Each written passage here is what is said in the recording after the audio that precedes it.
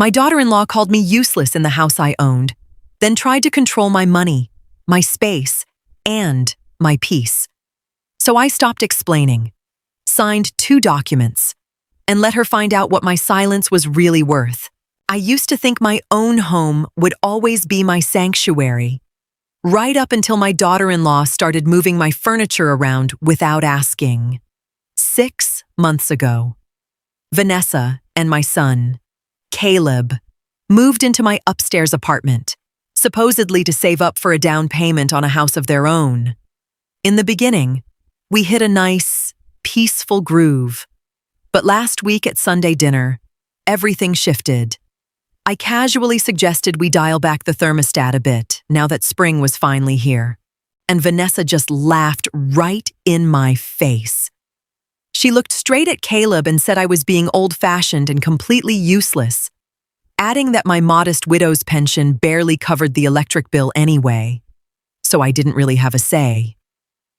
Caleb just sat there in total silence, staring down at his plate, moving his food around. He's always been like that, completely passive, easily swayed by her, and utterly incapable of looking me in the eye when things get uncomfortable. I didn't yell, I didn't cry, and I didn't waste my breath trying to defend myself. At 66, I've learned that silence can carry a hell of a lot more weight than a shouting match. I just watched Vanessa quietly as she took a smug sip of her wine. She clearly took me for a weak, lonely widow she could easily push into a corner. The very next day, she started packing up my old kitchen gadgets into cardboard boxes to make room for her own high-end appliances. She was treating me like an annoying house guest who had overstayed her welcome. But this house is mine, free and clear, paid off entirely by my late husband and me. On Monday morning, after the 2 of them left for work, I drank my coffee with absolute clarity. I didn't spend the day doing my usual yard work. Instead, I sat down at the laptop in my home office. I opened up my online banking account. Ever since they moved in, I'd been transferring $800 a month into a joint account to cover groceries and shared utilities. With just a few clicks, that recurring transfer was gone for good. It was a completely silent move, executed with total precision. They thought I was a helpless burden. Tomorrow, the first automatic bill payment was going to bounce, and it was going to be a major wake-up call. On Tuesday evening, I was unwinding in my armchair with a good book when Vanessa marched into the kitchen and started slamming the cabinets open. I heard the dishes rattling, followed by a loud, exasperated sigh. Caleb walked in a moment later, his shoulders slumped like they usually are. Vanessa shoved her phone right in front of his face, loudly complaining that the joint debit card had been declined during her grocery run at the supermarket. She threw a demanding look out into the hallway, shouting to ask if I'd forgotten to transfer the money. I carefully set my book on the side table, stood up without rushing, and leaned against the kitchen door frame. I looked at them and told them, in a calm, steady voice, that I hadn't forgotten a thing. I explained very factually that I had permanently cut off my financial contributions, since Vanessa herself had made it clear that my pension wasn't enough to make a meaningful difference anyway. Vanessa stared at me, completely flabbergasted, her lips tightening into a thin, angry line. She immediately tried to turn the tables, accusing me of acting childish and turning my back on my own family. Caleb just stood there, looking incredibly uncomfortable, staring at the floorboards and muttering that we should be able to talk about this like normal people. But as far as I was concerned, normal conversation had ended a week ago. I didn't engage with her emotional guilt trips at all. Instead, I simply let them know that from here on out, everyone was on the hook for their own expenses. If my money was so worthless, it certainly didn't need to go toward buying their groceries anymore. Vanessa let out a scoff and said they could easily afford to fund their own lives and didn't need a dime from me. She turned around with an attitude and started whipping up dinner just for herself and Caleb. I smiled to myself, walked back to my room, and closed the door. This was just the opening act. They hadn't even begun to grasp what it actually cost to run this house. The next step waiting for them tomorrow would hit even closer to home. Wednesday morning came around cold and crisp, and I kept right on executing my plan. Up until now, I had always done the cooking, the laundry, and the heavy cleaning for the entire house while the two of them were at the office. That came to a screeching halt. I washed only my own clothes and hung them up on my small drying rack in my bedroom. I left Caleb and Vanessa's laundry baskets sitting down in the basement, completely untouched.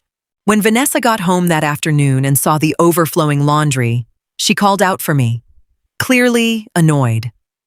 I didn't even bother to answer. I just stayed in my room, enjoying my book in total peace. At dinner, the two of them sat down over cheap microwave meals, while I had fixed myself a fresh herb omelet. Vanessa looked around the messy hallway and asked me, in a heavily critical tone, why the vacuuming hadn't been done. I looked her dead in the eye and told her that I wasn't their unpaid maid. I was the owner of this house. If they wanted a clean living space, they were going to have to sacrifice their own free time to keep it that way. Caleb made a pathetic attempt to step in, saying, "Come on, Mom, you're home all day anyway. It's not like it takes that much effort." Those words didn't even hurt anymore. They just solidified my resolve. I politely informed them that my retirement belonged to me, and I would be spending my energy on my own interests moving forward. Vanessa laughed bitterly, claiming I was just trying to get petty revenge. I didn't say a word to that. I wasn't angry. I was just drawing a very clear boundary. When I finished eating, I cleared my plate and washed it by hand right away. Their dirty dishes kept piling up in the sink because the dishwasher wasn't going to run without the detergent pods I bought. Lying in bed that night, I could hear them upstairs having a massive argument. It was finally sinking in that convenience comes with a price tag, and they were the ones who had to pay it now. On Thursday, I took things a step further and reclaimed my space. My house has a large, comfortable basement room that my late husband used to use as his workshop and hangout spot. Without ever asking for my permission, Vanessa had started using it as her personal storage unit, piling up her old moving boxes, winter boots, and clothes she never wore. Right after breakfast, I went down there, neatly sorted through all of her stuff, and hauled the boxes up to the second-floor hallway, stacking them neatly right outside their apartment door. It wasn't an act of aggression. It was just a logical restoration of order in my own home. When Caleb came home from work later that afternoon and saw the wall of boxes in the hallway, he called down the stairs, sounding incredibly anxious. He asked what the hell this was about, and if I was throwing them out on the street. I stepped out of my apartment and calmly explained that the basement was officially back under my exclusive use because I needed the space for my own crafting projects. Vanessa came home a few minutes later and practically started screaming. She accused me of being malicious and intentionally stripping away the storage space they desperately needed. I didn't let her loud tone rattle me in the slightest. I reminded her, very level-headedly, that they were living upstairs completely rent-free and had absolutely no claim to my private basement. I told them that if they needed more square footage, they were more than welcome to go out and find an apartment on the open market. The word rent seemed to hit Vanessa like a physical blow. She immediately deflected, claiming I was trying to manipulate Caleb. I looked over at my son, waiting for him to step up, but he just averted his gaze, looking thoroughly ashamed. I turned around, locked my door, and slipped the key into my pocket. It was time they learned to respect other people's property. The weekend passed in a cloud of icy silence, but Monday brought the next major shift. I am the sole account holder for the high-speed internet and all the streaming services in this house, and the bills are auto-paid directly from my account. Up until now, I'd been generous enough to share the Wi-Fi passwords with them, but since Vanessa considered me entirely useless, I saw absolutely no reason to keep subsidizing their entertainment and convenience. I logged into the router settings and changed the Wi-Fi password for the entire house. My own tablet and TV stayed online, while all of their devices instantly lost connection. When Vanessa tried to get some work done on her laptop upstairs that evening, she realized the internet was down. She stormed down the stairs and pounded loudly on my door. I opened it, completely unfazed. She snapped that the internet was broken and that she had urgent emails to send for her job. I told her flatly that the internet was working perfectly fine, but that I had changed the password. Since they felt I contributed nothing of value, I figured they wouldn't want to use the services I paid for either. I suggested that if she needed internet, they could easily call the cable company and order their own dedicated line for the upstairs unit.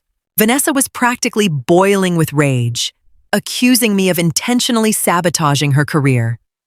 Caleb came down the stairs behind her, practically begging me to just give them the password, even if just for a couple of days so she could finish her work. I looked at him and said that choices have consequences. They had gone out of their way to humiliate me, and I was officially done financing their lifestyle. I closed the door right in their faces. It felt incredibly grounding to see how controlling the small, everyday logistics could completely flip the power dynamic.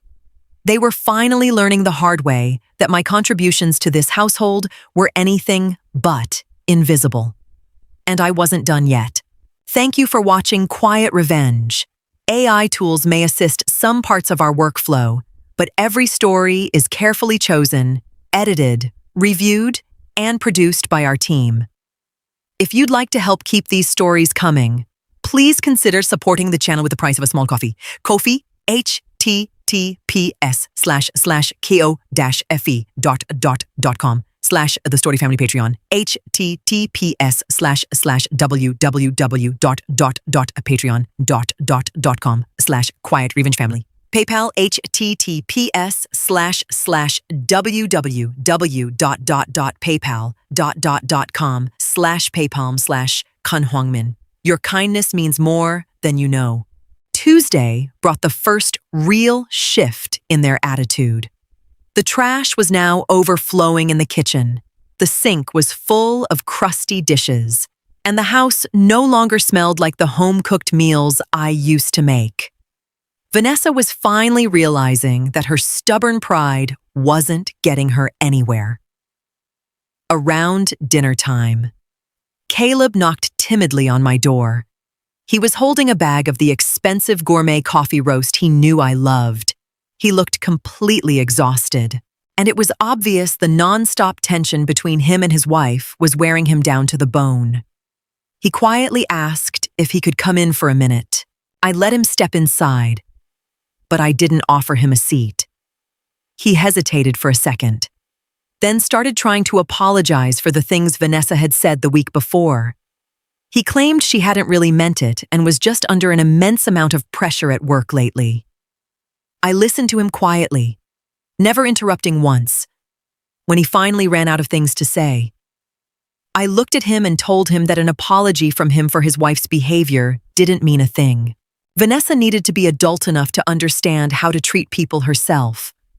Besides, I added, this wasn't just about one nasty comment. It was about the deep lack of respect they had both shown for my home and my life. Caleb looked completely helpless. He admitted that running their own lives and trying to save for a house down payment was turning out to be a lot harder than they had anticipated. Without me picking up the tab for groceries, doing the cleaning, and covering the utilities, Their budget was completely blown. I reminded him that they were the ones who had called me useless. If you want to be independent adults, you have to actually pay your own bills. He left my apartment empty-handed, leaving the coffee on the table. I didn't touch it. I didn't want peace offerings. I wanted basic human respect. The next day, my daughter-in-law completely changed her tactics, launching a brand new, incredibly brazen move. On Wednesday evening, I ran into a surprise I had actually seen coming from a mile away. Vanessa sought me out for a direct conversation for the first time, but her approach was pure manipulation. She walked into my kitchen with a forced, sweet smile, sat down at the table without being invited, and laid out a highly detailed Excel spreadsheet right in front of me. The paper listed every single monthly fixed cost for the house, the property taxes, the home insurance, water, trash pickup, and electricity. She slid the paper toward me like she was giving a corporate presentation. She spoke in this overly sugary tone, telling me that as a family, we really needed to stick together. She pointed out that because inflation had driven up the cost of groceries and utilities, she wanted to propose a new arrangement I would take over paying all the fixed household bills out of my pension. In exchange, she and Caleb would take back over the grocery shopping and help me out with the lawn care. She genuinely tried to spin it like it was the best possible deal for me, saying it would take all the stress off my plate so I could just enjoy a quiet, carefree retirement. She fully expected me to just nod and sign off on it. I picked up the sheet of paper, scanned the numbers for a brief moment, and just shook my head inwardly. She had explicitly calculated it so that I would sacrifice almost my entire monthly income to maintain her comfort, while they kept hoarding their paychecks for their future house. I set the spreadsheet aside, looked her dead in the eye, and said exactly one thing. No, I'm not doing that. Vanessa's fake smile vanished instantly. Her face contorted with anger, and she snapped, asking me how I could possibly be so incredibly selfish. I stayed entirely calm. My financial independence was my shield, and I had absolutely no intention of handing it over to her. She snatched her spreadsheet off the table and stormed out. After I shot down her spreadsheet, the atmosphere in the house turned completely hostile by Thursday. Vanessa decided to try a little psychological warfare. She completely ignored my existence whenever we crossed paths, and she made sure Caleb did the same. To be petty, they started leaving the hallway lights burning all night long and cranked the thermostat in their upstairs apartment to the absolute maximum. Knowing full well that the utility bills were in my name, they honestly thought they could leverage skyrocketing utility bills to force me to my knees and make me accept their terms. But they had completely miscalculated my resolve. On Friday morning, I didn't bother calling the electric company. Instead, I took matters into my own hands. I have the only set of keys to the central utility room in the basement, which had been completely off limits to them ever since I changed the locks on the basement door. I went down there and adjusted the main control valves, capping the maximum temperature for the upstairs radiators to a standard, perfectly reasonable level. It wasn't freezing up there, but their little game of wasting my energy was now physically impossible. The costs stayed firmly under my control. When Vanessa realized that evening that her radiators were only putting out a mild warmth despite being turned all the way up, she came flying down the stairs and pounded on my door. Caleb stood right behind her with his arms crossed. She yelled that the heating system was broken and that I was forcing them to live in an icebox. I cracked the hallway window open a nudge, looked at her calmly, and said the temperature was well within standard residential guidelines. I told them that if they were chilly, they should put on a sweater. Their attempts to financially bully me had failed miserably. The real climax was just around the corner, and I was ready to end this. Saturday brought the ultimate turning point. Over the last few weeks, I had quietly made a major decision that was going to change the trajectory of my life for the better. This house was simply too big for me to manage alone anyway, and the constant friction was draining my peace of mind. I had secretly reached out to my longtime friend, Diane. She owned a beautiful, brand new condo downtown that was completely accessible, and she had been looking for a reliable tenant. After a quick lunch meeting, I signed the lease, but I had no intention of leaving my house sitting empty. After lunch, I asked Caleb and Vanessa to come down and sit with me at the kitchen table. They walked in, looking smug, clearly thinking I was finally throwing in the towel and ready to surrender. Instead, I slid 2 legal documents across the table. The first was an official notice terminating their rent-free arrangement for the upstairs apartment, giving them a generous 3 months to vacate. The second was a signed contract with a local property management agency, authorizing them to lease out my entire house to a lovely young family starting this fall. I was moving downtown to enjoy my life. Vanessa's face went entirely pale. She stared at the paperwork, her voice shaking as she stammered that I couldn't do this to them, that Caleb was my son, and they couldn't afford the steep rental rates in the current housing market. Caleb looked at me with wide, disbelieving eyes and asked, "Mom, why are you doing this to us?" I looked at him and said calmly, "I am doing this for myself. You both called me useless and tried to take over my money. Now you get the chance to prove you can handle being adults without my help." They sat there in absolute silence, completely paralyzed by the logic of their own consequences. The dice had been cast. 3 months later, I stood in the empty entryway of my house. The walkthrough with the new tenants was scheduled for tomorrow morning. It was an incredible relief to see how clean, bright, and peaceful the house felt again. Caleb and Vanessa had moved out the week before. They ended up having to settle for a cramped, expensive 2-bedroom apartment on the far edge of town because their budget was severely stretched without my safety net. Their dreams of saving up for a massive suburban home were officially on the back burner. They were going to have to watch every single dollar and manage their own lives now. Caleb had called me yesterday afternoon. His tone sounded entirely different. The arrogance was completely gone, replaced by something much more grounded. He asked if we could grab a cup of coffee downtown this weekend. Just the 2 of us. I told him I'd love to, but I set a firm boundary right then and there. Financial topics and Vanessa's complaints were strictly off limits. He accepted the condition without a single argument. We didn't have some overly dramatic, emotional reconciliation, but those firm boundaries ensured that he was finally starting to respect me as an independent person with her own life. I locked the front door behind me and felt a deep, overwhelming sense of peace. My new apartment downtown was filled with natural light, modern, and best of all, completely quiet. My pension was more than enough for me on my own, and the steady rental income from the house gave me a layer of financial freedom I'd never even dreamed of before. I didn't need a team of lawyers or a messy court battle.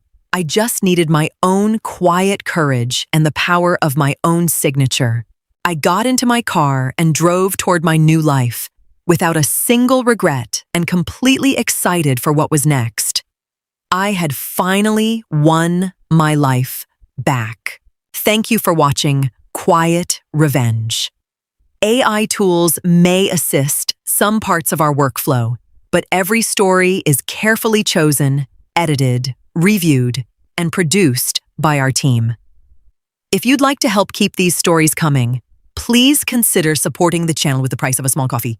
Kofi, https://keo-fe.com/the Story Family Patreon, https://www.patreon.com/Quiet Revenge Family. PayPal, https://www.paypal.com/paypalm/Kun Huangmin. Your kindness means more than you know.